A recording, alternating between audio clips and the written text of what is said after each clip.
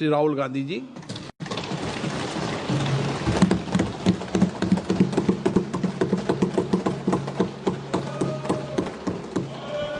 Thank you, Speaker Sir, for allowing me to speak on the President's address.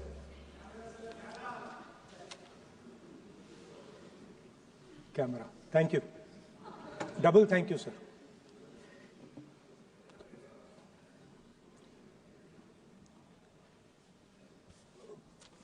I heard the President's address. I sat there with Kharge ji and I listened to it. And I must say, I struggled through the President's address to maintain my attention on what was being said, because I had heard pretty much the same President's address the last time and the time before that and the time before that. And it was the same laundry list of things that the government has done. We have done this, we have done this, we have done this, 50 or 100 things that the government has done.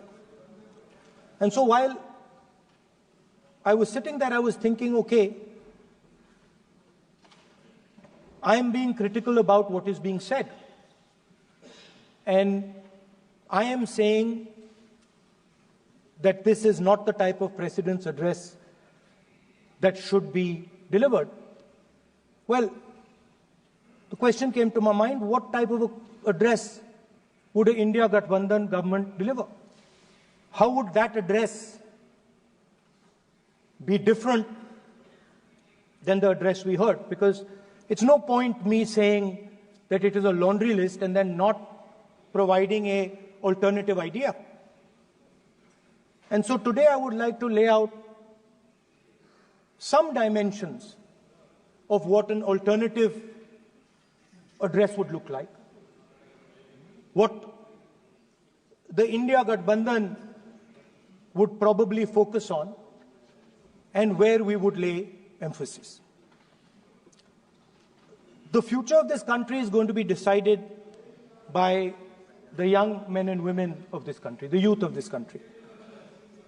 So I think anything we say has to be addressed to them, has to be spoken to them. The first thing in front of us, and this is something I'm sure the Prime Minister would accept, and pretty much everybody in this room will accept, is that even though we have grown fast, we are growing slightly slower now, but we are still growing. A universal problem that we have faced is that we have not been able to tackle the problem of unemployment. No, neither the UPA government nor today's NDA government has given a clear-cut answer to the youth of India about employment.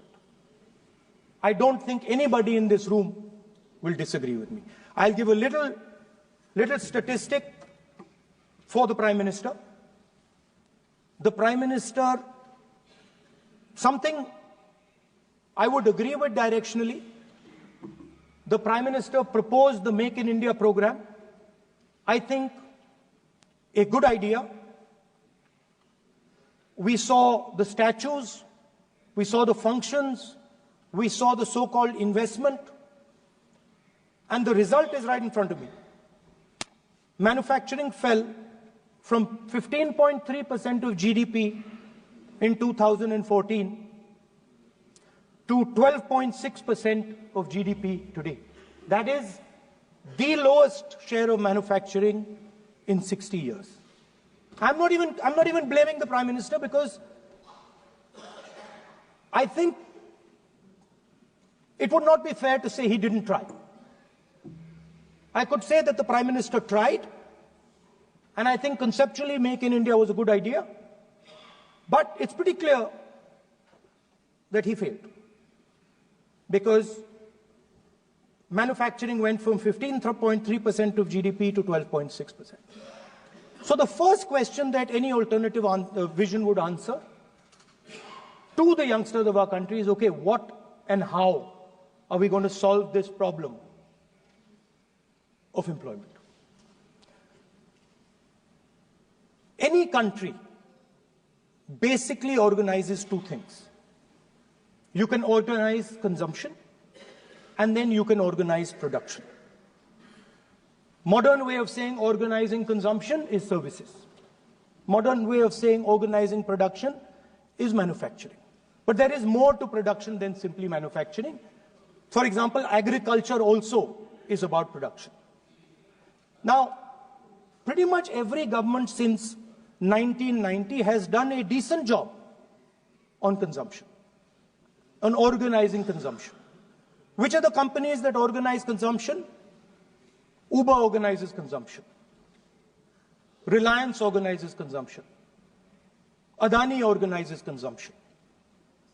But we have, as a country, failed in organizing production.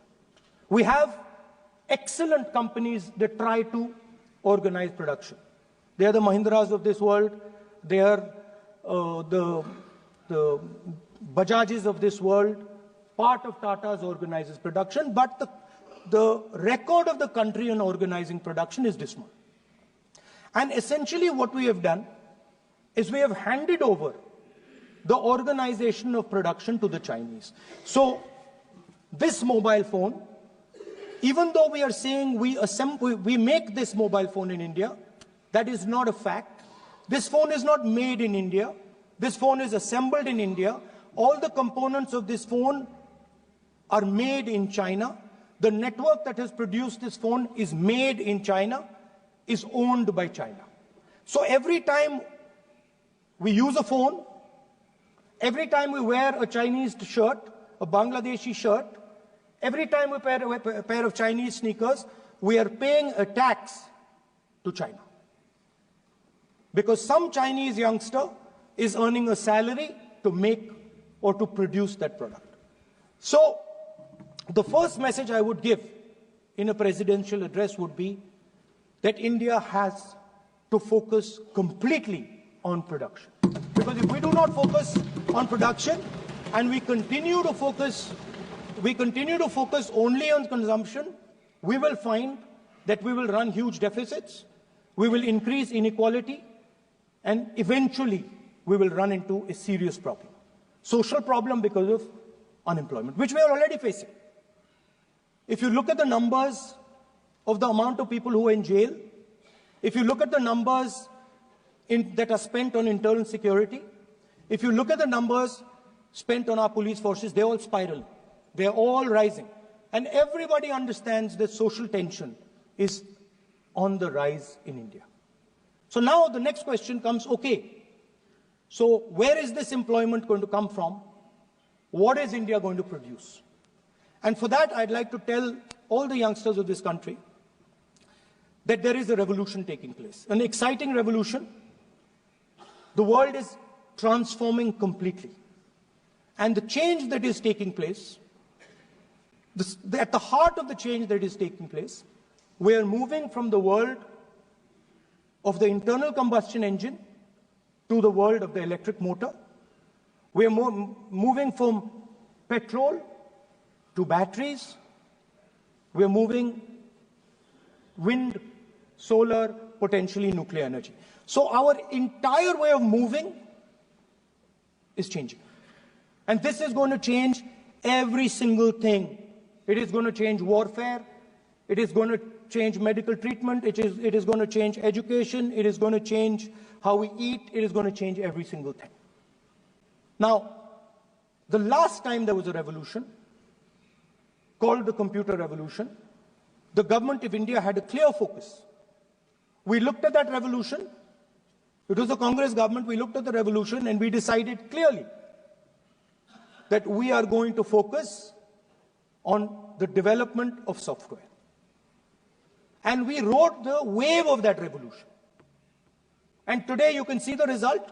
I remember people laughing I remember people laughing when the computer was being talked about. You mentioned Mr. Vajpayee.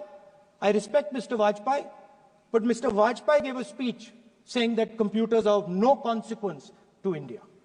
So, what is important when there is a revolution? What is important is that you understand what are the drivers of that revolution and where exactly do you need to focus, where exactly do you need to sit in that revolution. I said that this revolution is going to change everything. And I want the youngsters in this country to think about it. There is a war going on in Ukraine.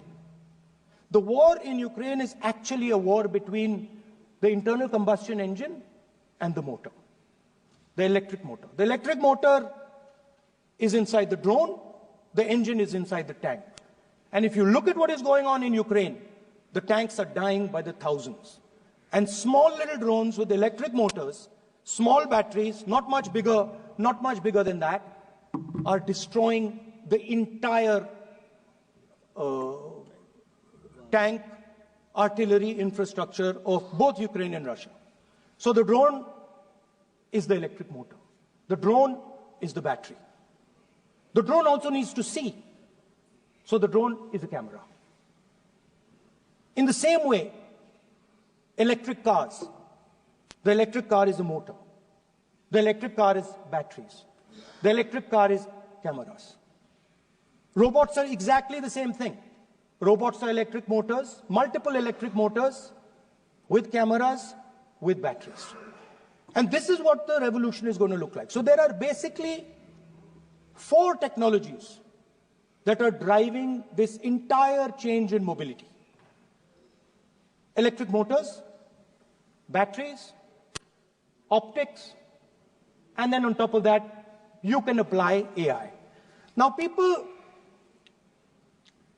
I want to tell the youngsters of this country, people talk about AI. But it's important to understand that AI on its own is absolutely meaningless. Because AI operates on top of data. Without data, AI means nothing. And if we look at data today, there is one thing which is very clear. Every single piece of data that comes out of the production system in the world, the data that was used to make this phone, the data that is used to make electric cars, the data that is used to make basically all electronics on the planet today is owned by China. And the consumption data is owned by the United States. In China, the consumption data is owned by China, but in India, companies like Google, companies like Facebook, companies like Instagram, X, they own our consumption data. So if India wants to talk about AI, it has to first answer the question, what data is going to power that AI? And the answer today is India does not have that data. Neither does India have production data, neither does India have consumption data. We have handed our consumption data to the big American companies, and the production data we don't have anyway. So what would that vision look like? The first thing, we would start getting youngsters excited about this revolution. We would start to introduce the idea of a completely new way of moving, a complete revolution in how things move. We would start teaching our children in schools about batteries, about electric motors, about how these things combine, about how drones, robots, electric cars are structured, how they will work together. And most important, we have to start building a production network so that we can get access to production data. Now, what would we focus on? We would not give you a laundry list. China has at least a 10-year lead on India in this space. China has been working on batteries, robots, motors, optics for the last 10 years, and we are behind. So what would our president's address say to the youngsters? We will choose critical areas in each one of these technologies, and we will start to build capabilities in those areas. The second thing we would do, we would ensure that our banking system is not captured by 2 or 3 companies that basically do not allow you to build a production system. But our banking system is open, is dynamic, and is accessible to small and medium businesses and to millions and millions of entrepreneurs who want to take part in this revolution. Our foreign policy would take into account this revolution. When we talk to the United States, we would not send our foreign minister to invite our prime minister to his coronation. We would not send him 3 or 4 times, please invite our prime minister. Because if we had a production system and if we were working on these technologies, the American president would come here and invite the prime minister. So it is important to understand where a... Please.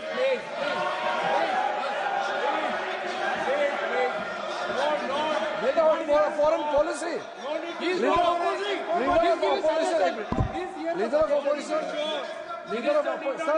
Leader of opposition cannot make such serious, unsubstantiated statement. This is related to the relation between 2 countries, and he is making an unverified statement about invitation of the Prime Minister of our country. Is matter of our dignity. How can you make such kind of statement? He is leader of opposition, sir. He should be responsible in making such statement. Sir, LOP is giving us very positive suggestions. Why they are worried, sir? For the country, he is giving... Leader of opposition has the information from any official source. He must inform the House. If leader of opposition has the information, please inform the House. Okay. Who has told you that foreign ministers visited for the purpose which you have mentioned? You must specify it. So, I'm sorry that disturbed you, that question. I apologize for disturbing your peace of mind. It's okay. I've apologized. I've apologized for disturbing your peace of mind. I'm sorry. Apologize for lying to the House. ऐसा नहीं होता है. तो serious होना चाहिए leader of opposition को. कम से कम देश के मामले में तो एक हो. देश के मामले में तो एक वॉइस से बोलना चाहिए. ये गलत बात है. ये ठीक नहीं है. लीडर ऑफ अपोजिशन को इस तरह का बयानबाजी नहीं करना चाहिए. ये गंभीर विषय पर चर्चा चल रही है. So we would start by telling our young men and women that they have to be at the forefront of this revolution. We cannot afford that the Chinese are at the forefront of this revolution. Number one.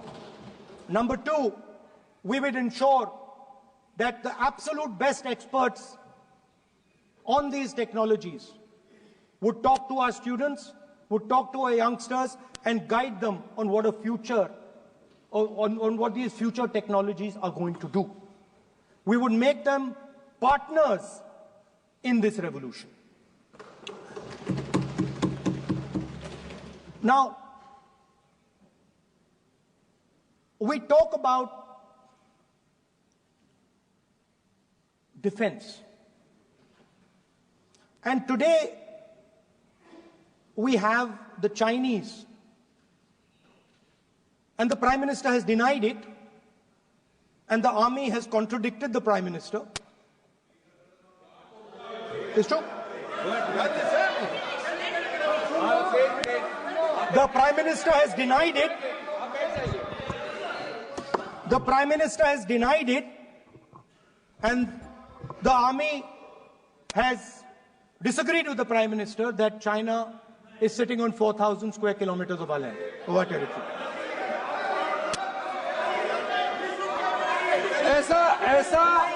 ऐसा इस सदन में अब मन चाहे बात नहीं बोल सकते हैं. ये बिल्कुल ठीक नहीं है सर. ये सीरियस मामला है. आप फॉरेन पॉलिसी पे, बॉर्डर इश्यू पर आप अपना कैसे मजाक बात कर सकते हैं? अपना मन मारन कहानी आप बना के बोल रहे हैं. ये तो बहुत सीरियस मामला है. विदेशी प्रतिपक्ष के नेता जो आप विषय बोल रहे हैं, उसके तथ्यों को सदन के पटल पे रखना. आप पानी. अनुरोध है लीडर ऑफ पोजिशन बोलिए, हम लोग शांति से सुनेंगे। ये आपका अधिकार है बोलने का, मगर आप मन चाहे ऐसा सीरियस इशू पे कैसे बोल सकते हैं? ये सीरियस मामला है। आप सदन में आर्मी के पास से बोलते हो, फॉरेन मिनिस्टर के पास बोल देते हो, सीमा का बात ऑफिशियल वर्जन से अलग बात करते हैं। ऐसा मत बोलिए, ये देश के लिए ठीक नहीं है। आपको सीरियस होना पड़ेगा लीडर ऑफ ऑपोजिशन। ये गंभीर मामले को आप ऐसा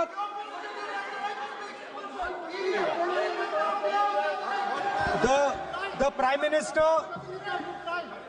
Minister has denied that Chinese forces are inside our territory, but for some reason, our army keeps talking to the Chinese about their entry into our territory, and our Chief of Army Staff has said that the Chinese are inside our territory. This is a fact. This is not invention, this is a fact. Now, but the reason China is inside our territory is important. Because people think that wars are fought between armies and their weapons. But the fact of the matter is that wars are fought by industrial systems. The fact of the matter is that China has an industrial system that is far stronger, far bigger than our industrial system. And that is why they have the guts to come inside this country. The reason China is sitting inside this country is because Make in India has failed. The reason China is sitting inside this country is because India is refusing to produce. And I'm worried that India is going to give up this revolution to the Chinese once again. The reason I made this reference is because everything is connected. If and when we fight a war with China, we will be fighting with Chinese electric motors, Chinese batteries, Chinese optics, and we will be buying Chinese motors, Chinese optics, Chinese batteries. It is a non-sustainable proposition. That is why for our security, for the future of our children, for the future of our country, we have to build a production system, and we cannot allow this revolution to go by. Now, the next step, we have a strategic partner called the United States. The partnership should focus on how India and the United States can work together to take advantage of this revolution. That is what the conversation should be on. Please understand that India is as important as the United States for the simple reason that they cannot build an industrial system without us. They cannot build a production system without us. No matter what they say, the Americans simply cannot do what India can do because their cost structure is much, much, much more expensive than ours. We can build things that the Americans would never imagine. India can do that. So that would be the first part of a president's address. We would talk to the youngsters in India and say to them, we want you to be partners in this revolution. We want to change the Indian banking system so you can have access to it. And we believe in you, we trust in you, and we believe you can take on the Chinese. That's the first part. The second part would be about participation. We have done a caste census in Telangana. And what we have found is shocking. Almost 90% of Telangana is either Dalit, Adivasi, backward, or minority. Almost 90%. And I am convinced that that is the story across the country. I am absolutely convinced that the OBC population of this country is not one less than 50%, possibly 55%. 16% are Dalits. 9% are Adivasis. 15% are minorities. Last budget, there was a photograph. You remember the photograph? Of course. वो मक्खन बांटने वाली, हलवा बांटने वाली photo. मैं हैरान हो गया कि इस बार फोटो ही हटा दी. हलवा खिलाया मगर दिखाया नहीं किसको खिला रहे. Please. So at the center of any new development paradigm for this country, which runs parallel with the production paradigm I spoke of, which works together with the production paradigm I spoke of, is the participation of lower castes, OBCs, Dalits, Adivasis in the wealth of this country. If we look at the largest corporates in this country, they're all owned. None of them are owned by OBCs. None of them are owned by Dalits. None of them are owned by tribals. If we look at the biggest media companies that support the Prime Minister, every day we see the Prime Minister's pleasant face, smiling face on these media. None of them are owned by OBCs. None of them are owned by Dalits. None of them are owned by Adivasis. This is a fact. So central to any new development paradigm is the architecture of a new paradigm. And that architecture of the new paradigm can only be built once the caste census is placed on this table. Because once the caste census is placed on the table, we will know exactly how much of this country's wealth, how much of this country's power, how many of this country's institutions are owned by 90% of this country. There are OBC MPs in the BJP. There are OBC MPs in the BJP. There are Dalit MPs in the BJP. There are Adivasi MPs in the BJP. Remember, you are OBCs, you have 50% of the population, and you have absolutely no power. I know that you're sitting there and you cannot even open your mouth. That is the truth of the country. प्रधानमंत्री का चेहरा आपको दिखाई नहीं देता है. जाति जनगणना, प्रधानमंत्री का चेहरा आपको दिखाई नहीं देता क्या? आर्किटेक्चर, अंधे हो गए participation revolution in this country that we are going to bring.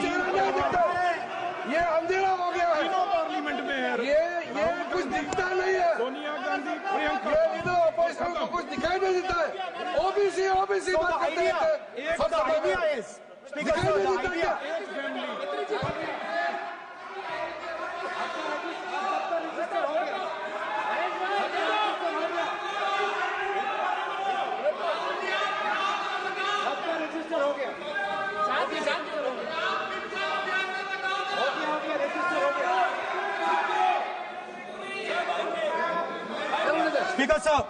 Speaker sir, so the idea is, on one side, allow India and the Indian youngsters to participate in the coming mobility revolution. Allow them to participate in building robots, in building drones, in building electronic items, in building EVs. And on the other side, running parallel.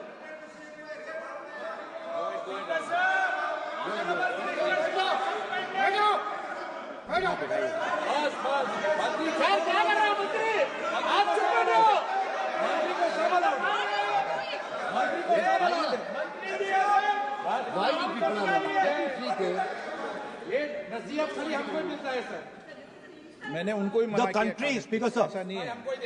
So आप भी बहुत disturbance करते हैं. Okay, Speaker sir. So parallel ideas.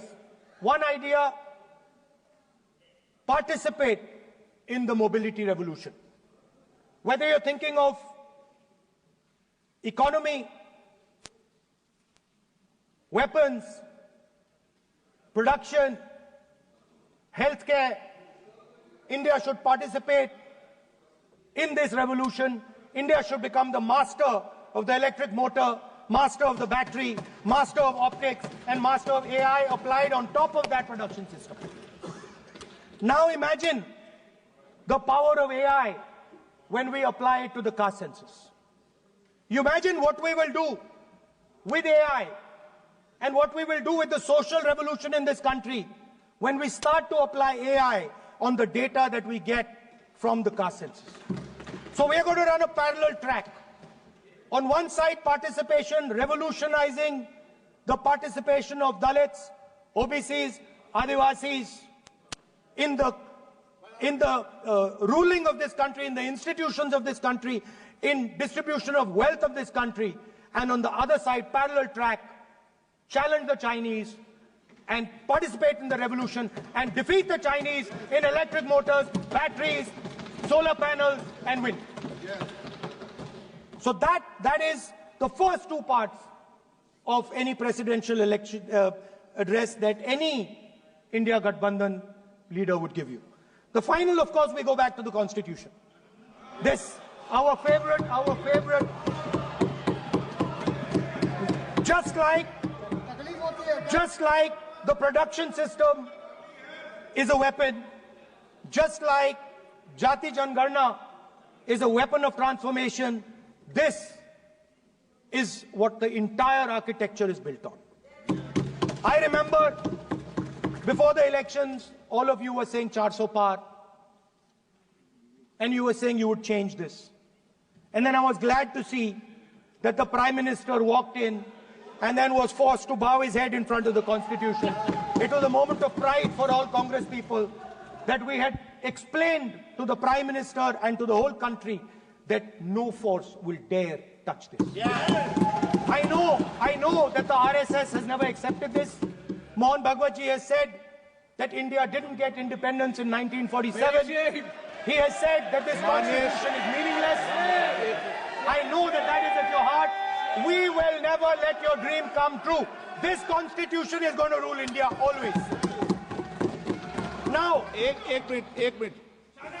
Minute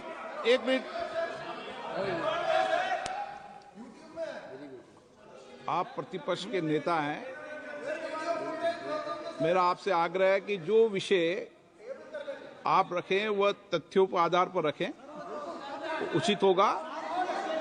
मैंने आपको पहले भी कहा, और जो सदन के सदस्य नहीं है उनकी चर्चा न करें। बताता हूं सर, मोहन भागवत आप नियम प्रक्रियाओं की पालन करें, आपसे अपेक्षा। सर, मोहन भागवत जी ने स्टेटमेंट दिया। मोहन भागवत का statement Sir, one second. We will authenticate. Speaker, sir. We will authenticate.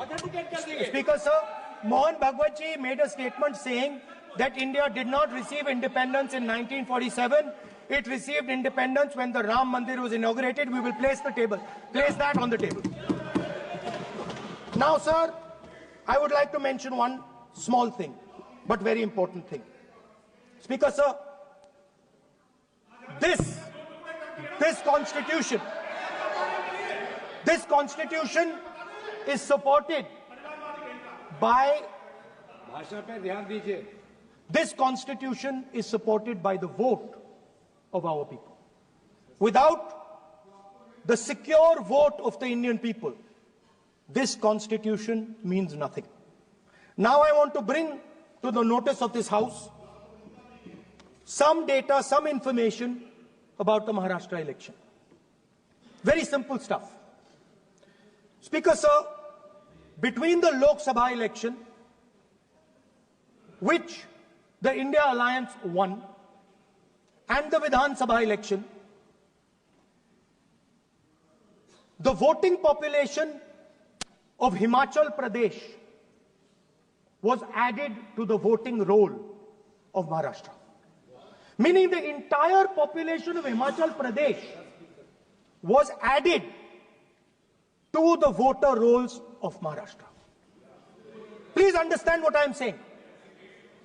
In Lok Sabha, the difference between Lok Sabha and Vidhan Sabha was the population of Himachal. The entire population. Almost 70 lakh new voters suddenly arrived between Lok Sabha and Vidhan Sabha. Now, the most interesting part, and the Prime Minister is not looking at me. The most interesting part,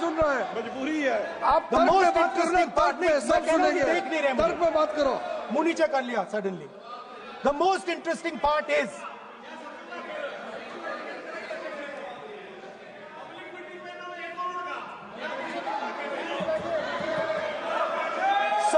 Sir, Maharashtra में more voters were added in 5 months in Maharashtra than were added in 5 years in Maharashtra. जितने 5 साल में add हुए उससे ज्यादा 5 महीने में add हुए, आखिरी 5 महीने में लोकसभा चुनाव के बाद। सर, एक बिल्डिंग है सर शिरडी में, एक बिल्डिंग में 7,000 नए वोटर एक बिल्डिंग में ऐड हुए सर। एक बिल्डिंग में 7,000 नए वोटर ऐड हुए सर। सर, मैं कोई आरोप नहीं लगा रहा हूं, मैं कोई आरोप नहीं लगा रहा हूं, मैं सिर्फ ये कह रहा हूं सर कि ये इसमें कुछ ना कुछ प्रॉब्लमैटिक है कि हिमाचल प्रदेश जितने बड़े वोटर्स लोकसभा के बाद जादू से आ जाते हैं। अब हम क्या कह रहे हैं, हमने इलेक्शन कमीशन से रिपीटेडली कहा है कि हम आरोप नहीं लगा रहे हैं, आप एक काम कीजिए, हमें लोकसभा की वोटर लिस्ट दे दीजिए, नेम एड्रेस और इलेक्ट्रॉनिकली दीजिए, और विधानसभा नहीं है। नहीं सर, नहीं नहीं नहीं नहीं नहीं नहीं स्पीकर सर वो सब वेबसाइट पे रहती है, सब जानते हैं, कभी भी कोई निकाल सकता है। स्पीकर सर, मैं समझा देता हूं सर। स्पीकर सर वो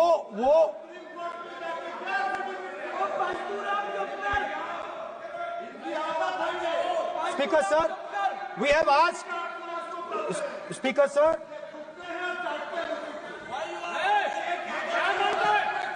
Speaker sir, we are asking this question. We are asking this. Speaker sir, population of Himachal Pradesh. Please. Population of Himachal Pradesh has voted. Extra has voted in Maharashtra. We are saying to the Election Commission, please give us the names and addresses and polling booths of all the workers in the Lok Sabha and all the workers in the Vidhan Sabha, so we can calculate who these new workers are, who these new voters are. Interestingly, the new voters are mostly in the constituencies that the BJP has swept. Please understand, the new voters have been added mostly in the constituencies where BJP has swept. I am still not making an allegation. I am saying on the floor of the House that the Election Commission has to give the data of the Maharashtra elections to the Congress Party, to the Shiv Sena and to the NCP, so that we can see exactly where these voters have been added, who has been subtracted, who has been added, where they have been added. This is not an irresponsible request. This is a very simple request for them to fulfill. The reason I am saying this, sir, is because the rules have been changed. This is not just said in isolation. Speaker, sir, the election commissioner used to be chosen by the Prime Minister, Leader of Opposition, and the Chief Justice. Sir, the Chief Justice was removed from that committee. Why? Why? This is the question, sir. This is the question to the Prime Minister. Why was the Chief Justice removed from the committee? Now, in a few days, I am going to go to the meeting. I'm going to go to the meeting. There's going to be Mr. Amit Shah and Mr. Modi ji, and there's going to be me. 2 to 1. Why am I even going to the meeting? What is the purpose of me going to the meeting? I'm only going to the meeting to certify what Modi ji and Amit Shah ji are going to say, right? Whereas if the Chief Justice was there, there could be a discussion. Chief Justice and Leader of Opposition could say, no, we don't agree. So, there seems to be a calculated strategy. Now, just prior to the Lok Sabha, the election commissioner was changed and 2 new election commissioners were placed. Yes. We know that the election dates were changed. Yes. We know that the elections were postponed. These are facts. These are not things I am inventing. So, in order to safeguard this constitution, The entire opposition requests the data for the Maharashtra election. We request the data and the electoral voter list for Lok Sabha and the corresponding list for Vidhan Sabha. And I am very confident that the Election Commission will not give us this information.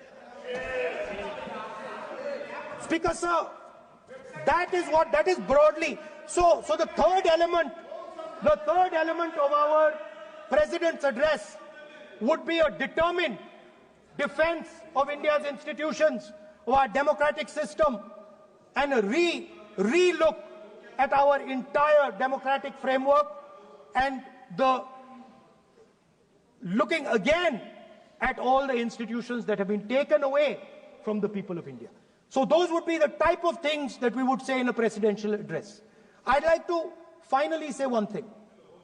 In the last, थोड़ा बढ़ा देता हूँ. अब मैं थोड़ा और खींचूंगा. अब और खींचूंगा थोड़ा. अब और खींचूंगा. So in the last, there is a background, a philosophical background to what I am saying.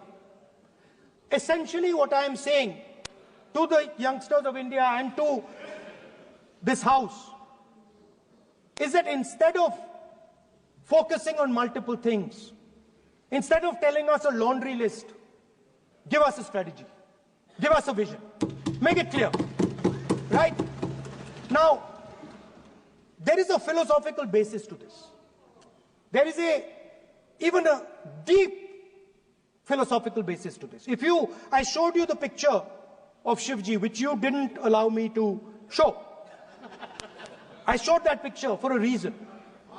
What does that picture tell us? If you look at that picture carefully, it tells us focus carefully. Do not get distracted. Do not look here and there. Do the job at hand. So there is a philosophical basis to the speech I have given. I have not told the House and the country that we will do this, and this. This is the philosophy of Shivji. Say what you have to say, but be clear that you're going to do that one thing and don't do 56, 70 different things. So there is a link between our philosophical tradition, our religious tradition, and what I'm saying. And that is what India needs to do. India needs to connect the past, the values of the past. You talk about Sardar Patel ji, but you destroy Sardar Patel ji's values every day. You talk about Ambedkar ji, you destroy his values every day. You talk about Nehru ji. No, you don't talk about Nehru ji. Right? You bow in front of Buddha. You destroy what he says. So the point is, you have to be truthful to what you are, right? And it is important that when you are giving a way forward to the nation, there is clarity of purpose. There is no hatred, there is no violence, there is no anger, because these things are destroying our country. So my speech has not been angry, has not been nasty. My speech has been very polite, very kind, and I thank the Prime Minister for coming and listening to it.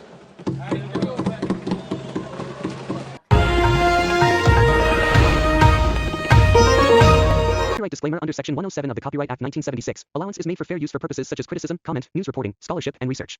Fair use is a use permitted by copyright statute that might otherwise be infringing.